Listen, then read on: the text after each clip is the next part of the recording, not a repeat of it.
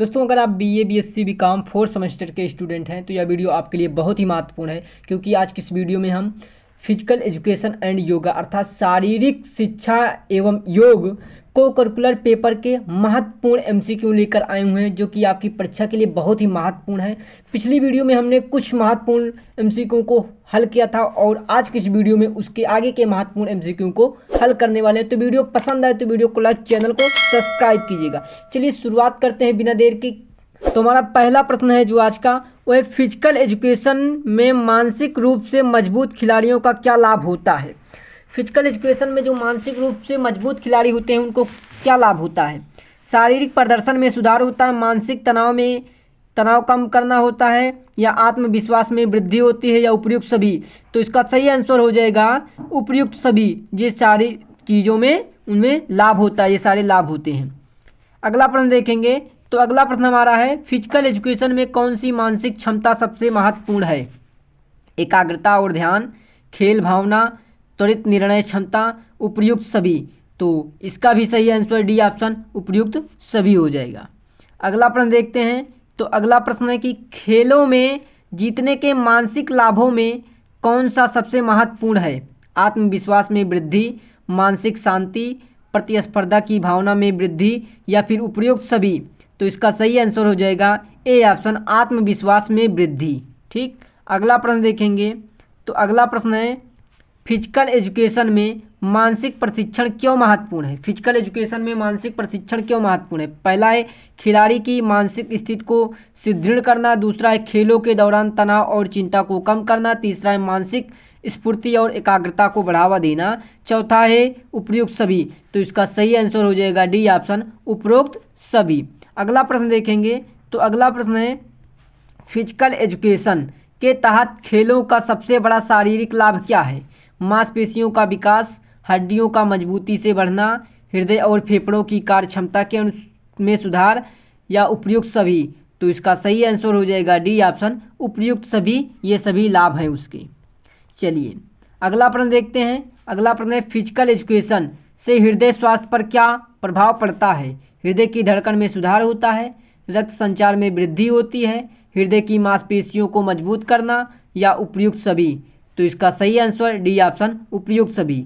हृदय की धड़कन में सुधार होता है, रक्त संचार में वृद्धि होती है, हृदय की मांसपेशियों को मजबूत करता है। ठीक, अगला प्रश्न देखेंगे। तो अगला प्रश्न हमारा जो है वो है, फिजिकल एजुकेशन के तहत किए गए शारीरिक व्यायाम से शरीर के किस अंग में को सबसे ज़्यादा लाभ होता है। मांसपेशियों को, हड्डियों को, हृदय और रक्त संचार प्रणाली को, या उपयुक्त सभी को लाभ होता है। तो सही आंसर है उपयुक्त सभी को लाभ होता है। मांसपेशियों को, हड्डियों को, हृदय और रक्त संचार प्रणाली को, इन सबको लाभ होता है। अगला प्रश्न है, फिजिकल एजुकेशन का समाज पर क्या सकारात्मक प्रभाव पड़ता है। तो फिजिकल एजुकेशन का समाज पर क्या प्रभाव पड़ता है। पहला कि यह स्वस्थ जीवन शैली को बढ़ावा देता है, दूसरा यह शारीरिक गतिविधियों को लोकप्रिय बनाता है, तीसरा है कि यह बच्चों में अनुशासन और आत्मविश्वास को बढ़ाता है, चौथा उपयुक्त सभी। तो इसका सही आंसर हो जाएगा डी ऑप्शन उपरोक्त सभी। चलिए अगला प्रश्न देखते हैं। तो अगला प्रश्न हमारा, फिजिकल एजुकेशन में भाग लेने से छात्रों में किस प्रकार का सामाजिक लाभ होता है। वे टीम वर्क और सामूहिक जिम्मेदारी सीखते हैं, वे व्यक्तिगत प्रदर्शन को बेहतर करते हैं, वे मानसिक दबाव से निपटना सीखते हैं, या फिर उपयुक्त सभी। तो वे इसका सही आंसर हो जाएगा A option way team work और सामूहिक जिम्मेदारी सीखते हैं। अगला प्रश्न देखेंगे। तो अगला प्रश्न है कि फिजिकल एजुकेशन में छात्रों को कौन सी सामाजिक और सांस्कृतिक पहचान मिलती है। खेलों के माध्यम से राष्ट्र के लिए गर्व होता है, दूसरों के प्रति सम्मान और सहनशीलता, तीसरा ऑप्शन है कि टीम के सदस्यों के रूप में समुदाय में भागीदारी, चौथा ऑप्शन है उपरोक्त सभी। तो इसका सही आंसर हो जाएगा डी ऑप्शन उपरोक्त सभी। चलिए अगला प्रश्न देखते हैं। तो अगला प्रश्न जो है वो है, फिजिकल एजुकेशन में खेलों के नियमों का पालन क्यों जरूरी होता है। खेलों का निष्पक्ष बनाना, खिलाड़ियों के सुरक्षा को सुनिश्चित करना, तीसरा है सभी खिलाड़ियों को समान अवसर देना, चौथा उपयुक्त सभी। तो इसका सही आंसर हो जाएगा उपयुक्त सभी, डी ऑप्शन बिल्कुल राइट। अगला प्रश्न देखते हैं। तो अगला प्रश्न जो है वो है कि फिजिकल एजुकेशन में खेलों के नियमों का पालन से क्या लाभ होता है। खेलों की निष्पक्षता सुनिश्चित होती है, अनुशासन और कानून का पालन किया जाता है। तीसरा ऑप्शन है खेलों में सुरक्षा बनी रहती है। चौथा ऑप्शन है उपयुक्त सभी। तो इसका सही आंसर डी ऑप्शन उपयुक्त सभी होगा। अगला प्रश्न देखते हैं। तो अगला प्रश्न जो है वह फिजिकल एजुकेशन में खिलाड़ी को अपनी भूमिका के बारे में क्या समझना चाहिए। पहला ऑप्शन है शारीरिक गतिविधियों का महत्व। दूसरा ऑप्शन है खेल की रणनीति और टीम कार्य। तीसरा ऑप्शन है खेल के नियमों का पालन करना। चौथा ऑप्शन है उपयुक्त सभी। इसका सही आंसर जो हो जाएगा डी ऑप्शन उपयुक्त सभी। अगला प्रश्न देखेंगे। तो अगला प्रश्न है खेल चिकित्सा का उद्देश्य क्या होता है। खिलाड़ियों के लिए चोटों का इलाज करना, खेल के दौरान खतरनाक स्थितियों से बचना। तीसरा ऑप्शन है मानसिक स्थिति को बेहतर बनाना। चौथा ऑप्शन है उपयुक्त सभी। तो खेल चिकित्सक का जो उद्देश्य होता है ये सभी उद्देश्य होता है, तो इसलिए डी ऑप्शन बिल्कुल राइट होगा। अगला प्रश्न देखेंगे। तो अगला प्रश्न है कि खेल चिकित्सा के अंतर्गत क्या किया जाता है। पहला ऑप्शन है चोटों पर प्राथमिक उपचार। दूसरा ऑप्शन है उपचार के बाद पुनर्वास। तीसरा ऑप्शन है मानसिक और शारीरिक सेहत को बढ़ावा देना। चौथा ऑप्शन है उपयुक्त सभी। तो इसका सही आंसर जो हो जाएगा डी ऑप्शन उपयुक्त सभी। तो इसके अंतर्गत ये सारी चीज़ें की जाती हैं।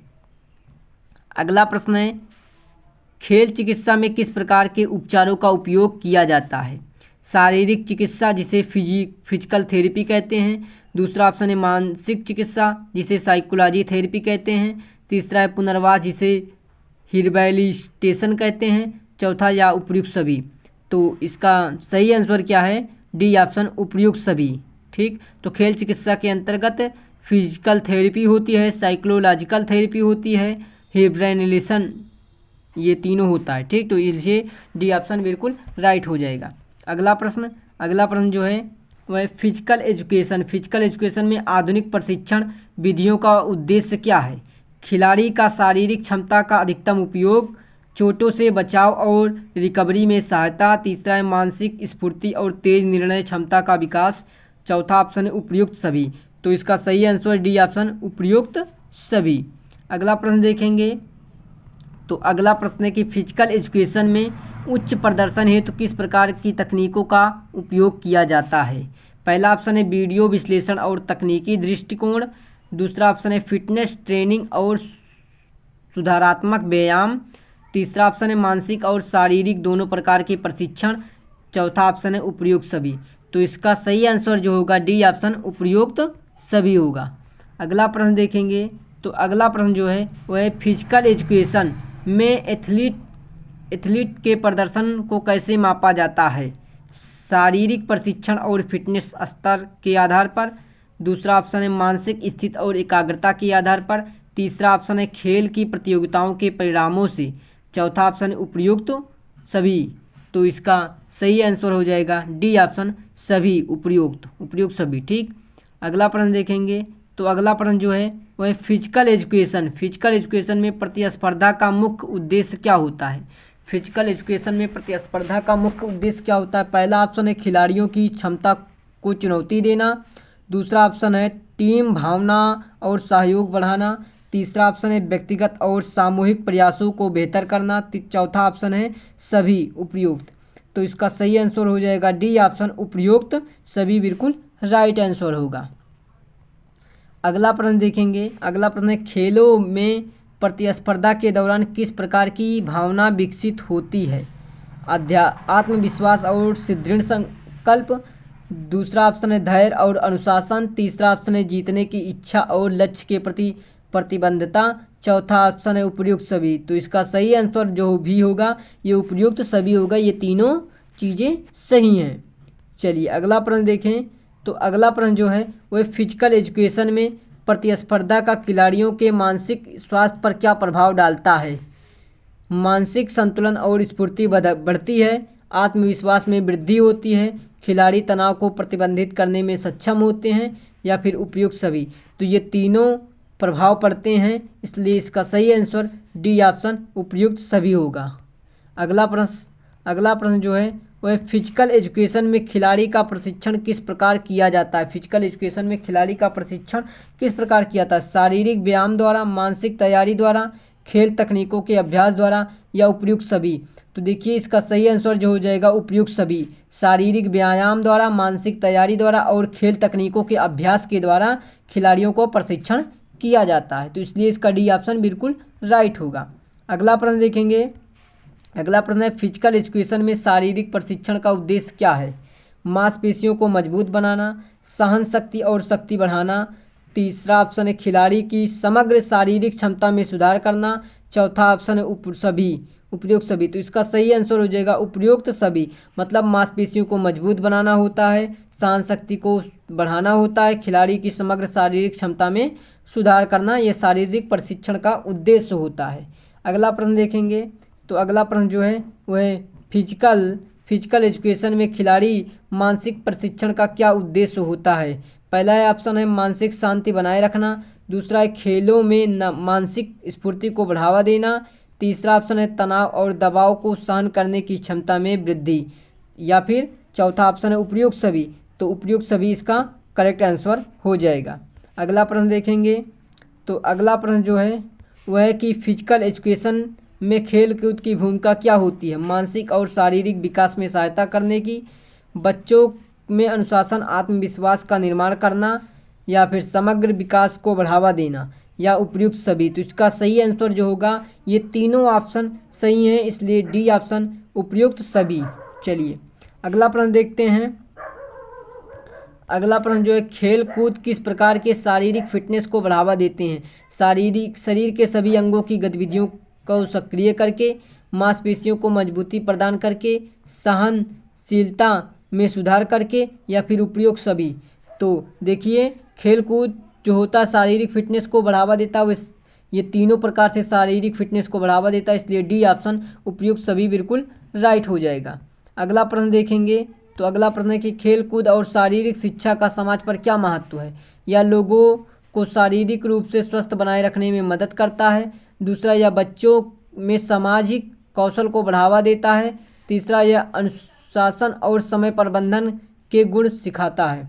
चौथा ऑप्शन है उपयुक्त सभी। तो इसका सही आंसर जो हो जाएगा डी ऑप्शन उपरोक्त सभी। उपरोक्त सभी इसका करेक्ट आंसर होगा। अगला प्रश्न देखते हैं।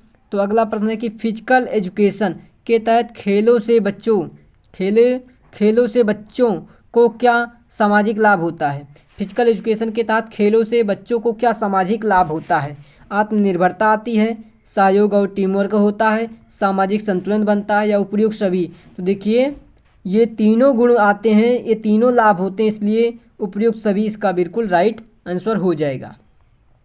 अगला प्रश्न जो है वो है कि फिजिकल एजुकेशन में खेलों का सामाजिक और सांस्कृतिक महत्व क्या है? या खेलों के माध्यम से समाज को जोड़ता है, या विभिन्न संस्कृतियों के बीच समझ और सम्मान बढ़ाता है, या बच्चों में समानता की भावना उत्पन्न करता है, या उपयुक्त सभी। तो उपयुक्त सभी इसका सही आंसर हो जाएगा। अधिकतर आंसर आपको यहाँ पर डी वाले देखने को मिल रहे होंगे, उपयुक्त सभी। ये सब बहुत ही इंपॉर्टेंट प्रश्न है। फिजिकल एजुकेशन में खेलों के माध्यम से विद्यार्थियों में कौन सी मानसिक और सामाजिक गुण विकसित होते हैं? एकाग्रता और आत्मविश्वास। दूसरा, नेतृत्व क्षमता और टीम भावना। तीसरा, प्रतिस्पर्धी की भावना और सामाजिक जिम्मेदारी। चौथा, उपयुक्त सभी। उपयुक्त सभी इसका करेक्ट आंसर भी है। चलिए अगला प्रश्न देख लेते हैं। तो अगला प्रश्न जो है वह फिजिकल एजुकेशन के तहत शारीरिक गतिविधियों का सबसे बड़ा व्यक्तित्व लाभ क्या है? मानसिक शांति, शारीरिक स्वास्थ्य में सुधार, आत्मविश्वास में वृद्धि, या उपयुक्त सभी। उपयुक्त सभी करेक्ट आंसर होगा, करेक्ट आंसर। अगला प्रश्न देखेंगे। अगला प्रश्न जो है क्या फिजिकल एजुकेशन और खेलों के माध्यम से बच्चों का किस प्रकार मानसिक विकास होता है? पहला ऑप्शन है मानसिक स्पष्टता और निर्णय लेने की क्षमता में वृद्धि। दूसरा, दबाव और तनाव को नियंत्रित करने की क्षमता में सुधार। तीसरा है आत्मविश्वास और आत्मनिर्भरता का विकास, या फिर उपयुक्त सभी। उपयुक्त सभी बिल्कुल राइट आंसर। अधिकतर प्रश्नों में डी ऑप्शन उपयुक्त सभी देखने को मिल रहा होगा आपको। फिजिकल एजुकेशन में खेलों से खिलाड़ियों का व्यक्तित्व लाभ होते हैं। पहला है मानसिक रूप से स्वस्थ रहना। दूसरा है शारीरिक रूप से फिट रहना। तीसरा है जीवन के लक्ष्यों को प्राप्त करने के लिए प्रेरित होना, या उपयुक्त सभी। तो उपयुक्त सभी ये सारी चीज़ें जरूरी होती हैं कि आप मानसिक रूप से स्वस्थ रहें, शारीरिक रूप से फिट रहें, जीवन के लक्ष्यों को प्राप्त करने के लिए प्रेरित हों। ये क्या होता है? फिजिकल एजुकेशन से खिलाड़ियों को व्यक्तित्व लाभ होते हैं, ये व्यक्तित्व लाभ मिलते हैं। अगला प्रश्न है कि फिजिकल एजुकेशन का शिक्षा प्रणाली पर क्या प्रभाव पड़ता है। फिजिकल एजुकेशन का शिक्षा प्रणाली पर क्या प्रभाव पड़ता है। या बच्चों में शारीरिक विकास और संतुलन बनाए रखता है, या विद्यार्थियों में मानसिक जागरूकता और ध्यान केंद्रित करने की क्षमता को बढ़ाता है, यह विद्यार्थियों के अनुशासन टीम वर्क की भावना सिखाता है, या उपयुक्त सभी। तो इसका सही आंसर जो हो जाएगा उपयुक्त सभी। चलिए अगला प्रश्न देखते हैं। तो अगला प्रश्न जो है फिजिकल एजुकेशन के पाठ्यक्रम में कौन से महत्वपूर्ण घटक होते हैं। पहला खेल और शारीरिक गतिविधियाँ, दूसरा मानसिक स्वास्थ्य और मानसिक प्रशिक्षण, तीसरा स्वास्थ्य और फिटनेस, चौथा उपयुक्त सभी। तो सही आंसर डी हो जाएगा उपयुक्त सभी। चलिए अगला प्रश्न देखते हैं। अगला प्रश्न जो है हमारा क्या है, वह फिजिकल एजुकेशन के अभ्यास से बच्चों के लिए किस प्रकार के कौशल में सुधार होता है। शारीरिक क्षमता और सहनशीलता, मानसिक संतुलन और एकाग्रता, सामाजिक कौशल और टीम भावना, या फिर उपयुक्त सभी। तो ये तीनों सही है, तो इसलिए इसका सही आंसर डी हो जाएगा उपयुक्त सभी। तो दोस्तों आज की इस क्लास में बस इतने ही इम्पॉर्टेंट महत्वपूर्ण प्रश्न थे।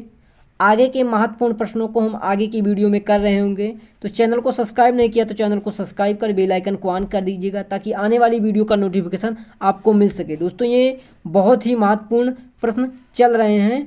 तो मिलते हैं नेक्स्ट वीडियो में, तब तक के लिए आप सभी को धन्यवाद।